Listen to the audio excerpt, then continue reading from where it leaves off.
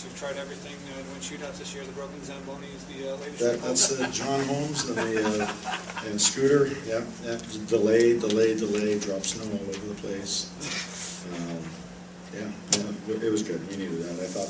I thought we deserved the game. I mean, I thought 5-on-5 we were much better than they were tonight. I thought we managed the pucks well. We turned that into a three-quarter ice game on them. I think they only had 22 attempted shots after 2 periods, and we could have put the game away with the breakaway that even Horny had when it was 2-1. I thought we really could have done some damage there, and then we took a couple penalties, and I thought that changed all the momentum, got them a little more even. And it was their power play, which is number one. It's so dangerous. There's so much skill they can execute. So that was the one area that we kept them in the game. I thought we were the better team 5-on-5.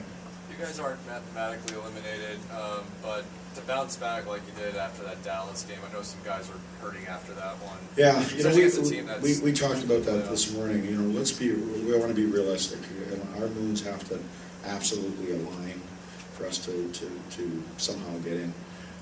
But realistically, we've got a lot of pride in that room. This has been, as I've said before, this group has a backbone, a professionalism, a resolve, whatever, all those things. They've got it, and they're a pretty resilient group. So we talked about this morning. They're talking in realistic terms. If it's not going to be us, then let's make sure that we've got a couple goals, and we put a couple of goals out there. With 7 games to go, one of the goals was to, be over 500. In terms of the last 7 games, put some hurt on some teams, playoffs hopes. We got a chance to do that with a couple teams. So, usually when you have a game like the Dallas game, I talk to the guys about. I've been doing this for 30 years, and you see teams sag, for a couple games when reality sort of sits in a little bit, and you sag for a bit, and then after 3-4 games, you sort of wake up and go, hey, I got to be a play right, and let's spoil a party for other people. And I think we just talked about it. We say this is part of the learning process for the young team is let's realize where we are, what we can do, and I thought we had a lot of detail in our game. We were patient, we were smart, we did a lot of things. We gave them the first goal, and then the 2 power plays they got. Other than that, we didn't give them a whole lot. The Weber and Yossi and the Fisher line were on ice for all 3 of your goals. So as a 5-man unit, I guess. Yeah, the big. I would say your best players are your best players tonight. Our best players were our best players, and not taking away from anybody else. All the guys contributed tonight. 1 through 4, there wasn't any weak links, and that's to me, a good way to win for us. Why do you think the Cullen line, Cullen, Fisher, Hornquist is working well right now?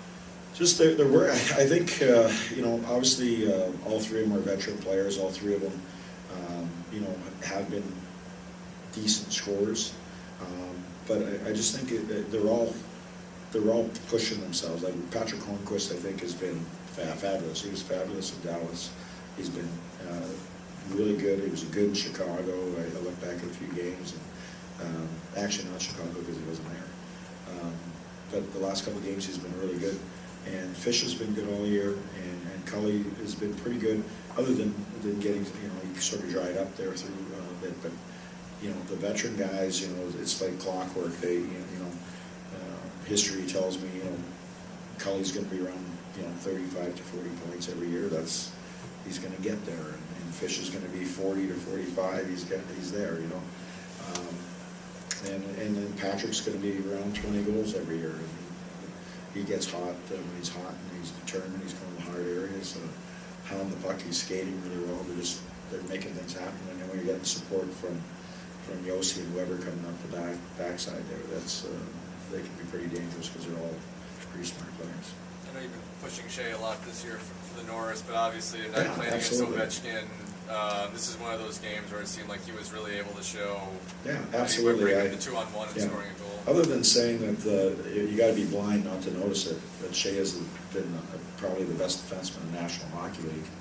It absolutely astounds me when I listen to some of the stuff on TV and radio that he doesn't get any mention It just absolutely is absurd. So you better watch him because he's the best in the league. Joe Ward's second game back since he left almost 3 years ago. Can you talk about what he meant to the franchise?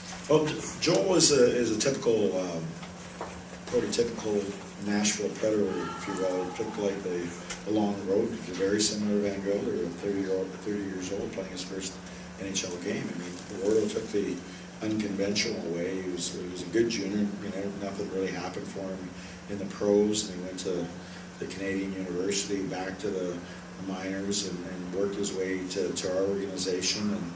And what I try to do with players is just have an open mind. Good players get to the NHL on their own time, not the time that we want them to.